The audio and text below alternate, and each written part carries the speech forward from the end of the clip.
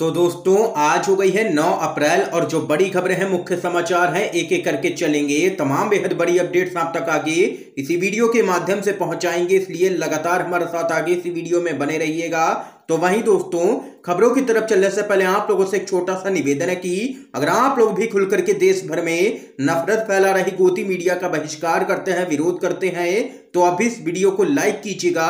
और अगर हमारे यूट्यूब चैनल पर नए हैं तो चैनल को अभी सब्सक्राइब करके बेल के आइकन को जरूर दबाइएगा दोस्तों।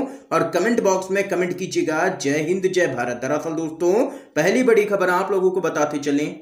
श्रीलंका के मौजूदा हालात पर राहुल गांधी ने केंद्र की मोदी सरकार को चेताया। बोले, भारत में भी बीजेपी आरएसएस ने छिपाया है सच, धीरे धीरे आ जाएगा सामने। आप लोगों को बताते चलें, कांग्रेस के पूर्व अध्यक्ष राहुल गांधी ने श्रीलंका की मौजूदा हालत पर प्रतिक्रिया देते हुए मोदी सरकार को चेताया है। राहुल गांधी ने दावा किया है कि मौजूदा नीतियों की वजह से भारत को आने वाले दिनों में अर्थव्यवस्था के क्षेत्र में गंभीर चुनौती का सामना करना ही पड़ेगा। राहुल गांधी ने कहा है कि पिछले 2-3 सालों में मीडिया संस्थाओं, बीजेपी नेताओं, आरएसएस ने यहां पर सच छुपाया है, धीरे धीरे सच सामने आएगा। श्रीलंका में भी यही हुआ, वहीं सच्चाई सामने अब आ चुकी है, भारत में सच सामने आने वाला है। राहुल गांधी ने इसके साथ ही आगे कहा है कि भारत को लगातार बांटा जा रहा है। भारत पहले एक देश हुआ करता था, अब इसमें अलग अलग देश बना दिए गए हैं और सबको एक दूसरे से लड़ाया जा रहा है। जब यह दर्द आएगा तो हिंसा आएगी। अभी मत मानो मेरी बात, 2-3 साल रुक जाओ, फिर देख लेना। बढ़ती महंगाई पर कांग्रेस के नेता राहुल गांधी ने आगे कहा है कि भारत के मौजूदा आर्थिक हालात के संदर्भ में आने वाला वक्त कैसा होगा इसका आप अंदाजा भी नहीं लगा सकते हैं। जो आने वाला है वह आपने अपनी जिंदगी में देखा भी नहीं होगा। ये यहाँ पर दो टूक कहना है राहुल गांधी का और मोदी सरकार को दे दी है चेतावनी और कहा है कि देश के आर्थिक हालात बहुत ही यहाँ पर खराब हो चुके हैं मोदी सरकार की नीतियों की वजह से। आप लोग राहुल गांधी के इस बयान से सहमत हैं या फिर नहीं? अपनी राय जरूर बताइएगा कमेंट बॉक्स में कमेंट करके हाँ या ना में। इसके साथ ही एक और अपडेट की तरफ चलते हैं। भाजपा के सांसद सुब्रमण्यम स्वामी बोले, लोकतंत्र के लिए हमें छेड़ना पड़ सकता है एक बड़ा आंदोलन। आप लोगों को बताते चलें, देश में लोकतंत्र के लिए एक आंदोलन शुरू करने की जरूरत पड़ सकती है। यह बात भारतीय जनता पार्टी के सांसद सुब्रमण्यम स्वामी ने कही है। इस संबंध में उन्होंने एक ट्वीट करते हुए कहा है कि वर्तमान समय में भारत का लोकतंत्र अनावश्यक प्रतिबंधों से सीमित है, जो कि अस्वीकार्य है और इसके लिए एक आंदोलन शुरू करना पड़ सकता है। और वहीं उनके इस ट्वीट पर कई यूजर्स ने अपनी प्रतिक्रियाएं दी हैं। एक यूजर ने ट्वीट पर रिप्लाई करते हुए कहा है कि इसे लोकतंत्र ना कह करके भीड़ तंत्र कहें। और वहीं एक अन्य यूजर ने सुब्रमण्यम स्वामी के ट्वीट पर सहमति जताते हुए कहा है कि देश को बचाने के लिए राष्ट्रव्यापी आंदोलन की बहुत जरूरत है।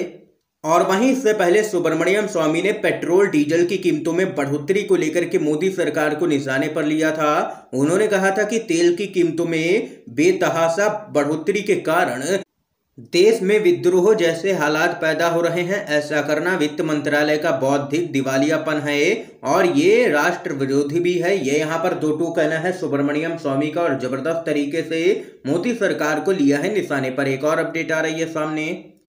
एक बार फिर से सरकार पर भड़के हैं सीजेआई एनवी रमन्ना। कहा, नया ट्रेंड है कि सरकार भी जजों को बदनाम करने लगी है। आप लोगों को बताते चले, भारत के मुख्य न्यायाधीश एनवी रमन्ना ने कहा है कि अब सरकार ने भी जजों को बदनाम करना शुरू कर दिया है। उन्होंने कहा है कि यह नया चलन शुरू हुआ है। उन्होंने कहा है कि यह बहुत ही दुर्भाग्यपूर्ण है। सीजेआई एनवी रमन्ना ने आगे कहा है कि पहले केवल निजी पार्टियों के द्वारा ही ऐसा किया जाता था, जजों को बदनाम किया जाता था, लेकिन अब यहाँ पर सरकारों के द्वारा भी ऐसा ही किया जा रहा है। यह हम रोज देख रहे हैं। ये कहना है सीजेआई एनवी रमन्ना का और कड़ी टिप्पणी कर दी है और कहा है कि न्यायपालिका को बदनाम करने का सरकार का नया चलन सामने निकल के आया है। एक और बड़ी खबर बताते चले। रणदीप सुरजेवाला का मोदी सरकार पर बड़ा हमला। कहा, सैनिकों की सुरक्षा को खतरे में डाल रही है सरकार। आप लोगों को बताते चले क्या कुछ है पूरा मामला। सैनिकों की हवाई कुरियर सेवा निलंबित होने पर रणदीप सुरजेवाला मोदी सरकार पर हमलावर हैं। उन्होंने कहा है कि आंसू बहाने वाली मोदी सरकार ने पहले पुलवामा शहीदों के नाम पर युवाओं का वोट मांगा और अब सैनिकों की हवाई कुरियर सेवा को फिर से निलंबित कर दिया। इसके साथ ही उन्होंने इसकी बहाली के लिए कहा है कि हम सरकार से तत्काल सैनिक अर्धसैनिक बलों के लिए तत्काल हवाई कुरियर सेवा की बहाली की मांग करते हैं। सुरजेवाला ने आगे कहा है कि हम देशवासियों को याद दिलाना चाहते हैं कि कुरियर सेवा बंद होने के कारण ही किस तरह पुलवामा में सैनिकों पर हमला हुआ था। इस हमले में 44 सैनिक शहीद हुए थे और उसके बाद लोकसभा के चुनाव में पीएम मोदी ने इन शहीदों के नाम पर खूब वोट भी यहां पर बटोरे थे। और देख सकते हैं कि एक बार फिर से सैनिकों की सुरक्षा को खतरे में डाल रही है मोदी सरकार, ये यहां पर कहना है कांग्रेस पार्टी के प्रवक्ता रणदीप सुरजेवाला का। एक और बड़ी खबर बताते चले आप लोगों को। लॉकअप में हुआ लोकतंत्र के चौथे स्तंभ का चीरहरण। एमपी के थाने में पत्रकारों के कपड़े उतरवाने पर बोले हैं राहुल गांधी। मध्य प्रदेश के सीधी जिले में बीजेपी विधायक के खिलाफ खबर लिखने पर लॉकअप में पत्रकारों के कपड़े उतरवाने पर राहुल गांधी ने कड़ी प्रतिक्रिया दी है और बीजेपी सरकार को घेरा है। उन्होंने ट्वीट कर कहा है कि लॉकअप में लोकतंत्र के चौथे स्तंभ का चीरहरण, या तो सरकार की गोद में बैठ करके उनके गुणगान गाओ या जेल के चक्कर काटो। नए भारत की सरकार सच से डरती है। और वहीं सोशल मीडिया पर भी लोगों ने इस पूरे मामले को लेकर के यहां पर अपनी कड़ी प्रतिक्रिया दी है और मध्य प्रदेश के शिवराज सरकार को घेरा है इस पूरे मामले पर। एक और बड़ी अपडेट सामने निकल के आ रही है दोस्तों।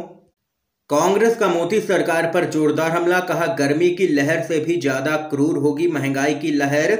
आप लोगों को बताते चलें, कांग्रेस ने एलपीजी, पेट्रोल और डीजल सहित अन्य आवश्यक वस्तुओं के साथ साथ नींबू की बढ़ती कीमतों को लेकर के केंद्र की मोदी सरकार पर हमला बोला है और कहा है इस गर्मी में महंगाई की लहर लू से आगे निकल जाएगी। कांग्रेस के प्रवक्ता जयवीर शेरगिल ने कहा है कि नींबू की कीमतें 400 रुपए पार कर गई हैं और हरी मिर्च की कीमतें अब फ्यूल से भी अधिक हो गई हैं। भारत में एलपीजी की कीमत दुनिया में सबसे ज्यादा होने की खबरों के बाद विपक्ष ने मोदी सरकार पर हमला बोला है और आरोप लगाया है कि मोदी सरकार के दावे बेनकाब हो रहे हैं। शेरगिल ने ट्वीट किया है कि भाजपा के नारे अच्छे दिन, सबका साथ, सबका विकास, देश नहीं झुकने दूंगा की कीमत देश को चुकानी पड़ रही है। भाइयों बहनों देखो बीजेपी का कमाल, सरकार मालामाल और जनता कंगाल। ये यहाँ पर कांग्रेस पार्टी ने महंगाई के मुद्दे पर घेरा है मोदी सरकार को। एक और खबर सामने निकल के आ रही है दोस्तों। संजय राउत का बड़ा दावा, मुंबई को केंद्र शासित प्रदेश बनाने की साजिश कर रही है भाजपा। शिवसेना के नेता संजय राउत ने बीजेपी पर आरोप लगाया है कि वह मुंबई को केंद्र शासित प्रदेश बनाने की साजिश रच रही है। उन्होंने कहा है कि गृह मंत्रालय में एक प्रेजेंटेशन भी दिया गया है। इसके साथ ही उन्होंने अपने पास इसके बारे में सबूत होने का भी दावा किया है। शिवसेना के नेता संजय राउत ने कहा है कि भाजपा के पूर्व सांसद किरीट सौम्या, बीजेपी के नेता और बिल्डरों व व्यापारियों का एक समूह भी इस साजिश का हिस्सा था। संजय राउत ने आगे कहा है कि मैं पूरी जिम्मेदारी से कह रहा हूं कि यह सब कुछ पिछले 2 महीनों से चल रहा है और जो कुछ भी कह रहा हूं उसको प्रमाणित करने के लिए मेरे पास सबूत भी मौजूद हैं। ये यहां पर बड़ा दावा कर दिया है संजय राउत ने। एक और अपडेट की तरफ चलते हैं। मोदी सरकार की बूस्टर डोज नीति पर कांग्रेस ने उठाए हैं सवाल, पूछा गरीब कैसे लगवाएगा 800 रुपए की वैक्सीन। आप लोगों को बताते चलें, कोरोना महामारी के खिलाफ भारत में जंग जारी है और सरकार ने देश के सभी लोगों को अब बूस्टर डोज लगाने की तैयारी कर रखी है। इस बीच कांग्रेस ने केंद्र की मोदी सरकार पर निशाना साधते हुए भारत को 2 हिस्सों में बांटने का आरोप लगाया है। कांग्रेस के प्रवक्ता रणदीप सिंह सुरजेवाला ने कहा है कि मोदी सरकार ने एक भेदभावपूर्ण और जनता को 2 हिस्सों में बांटने वाली कोरोना वैक्सीन की बूस्टर डोज निकाली है। सुरजेवाला ने पूछा है कि क्या मोदी सरकार 2 तरह का भारत पैदा करना चाहती है, एक गरीबों का भारत और एक अमीरों का, एक गांव का भारत एक शहर का। यह अपने आप में पूरी तरह से निर्दयी और भेदभावपूर्ण नीति है। ऐसे में मोदी सरकार को अपनी वैक्सीनेशन नीति के बारे में देश के लोगों को कुछ सवालों के जवाब देने पड़ेंगे। कांग्रेस के नेता सुरजेवाला ने पूछा है कि 18 साल से 60 साल के भारतीयों को वैक्सीन की डोज की कीमत आखिर क्यों अदा करनी पड़ेगी, यह सभी के लिए मुफ्त में आखिर क्यों नहीं है, जबकि बांग्लादेश, पाकिस्तान जैसे देश वहां के लोगों को बूस्टर डोज मुफ्त में लगा रही हैं। उन्होंने पूछा है कि बूस्टर डोज की कीमत यहां पर 800 रुपए होगी, जिसमें 600 रुपए डोज की कीमत और 200 रुपए लगवाने की कीमत है। इस देश का गरीब, अनुसूचित जाति, पिछड़े, गरीब, नौकरी पेशा लोग, ऑटो रिक्शा ड्राइवर इत्यादि अपने परिवार को बूस्टर डोज कैसे दे पाएंगे, ये यहाँ पर जवाब देना चाहिए। मोदी सरकार को खुलेआम लूट कर रही है केंद्र सरकार, ये कहना है कांग्रेस पार्टी का। ये यहाँ पर दोस्तों इस समय की आज की सभी बड़ी खबरें सामने निकल के आई जो हमने आप लोगों तक पहुंचाई हैं UNVDB के माध्यम से। अगर आप लोगों को ये वीडियो पसंद आया हो तो इस वीडियो को लाइक कीजिएगा, ज्यादा से ज्यादा इस वीडियो को शेयर कीजिएगा ताकि आप सभी के दोस्त भी मुख्य समाचारों को जान सकें। वीडियो देखने के लिए दोस्तों आप सभी का बहुत बहुत धन्यवाद।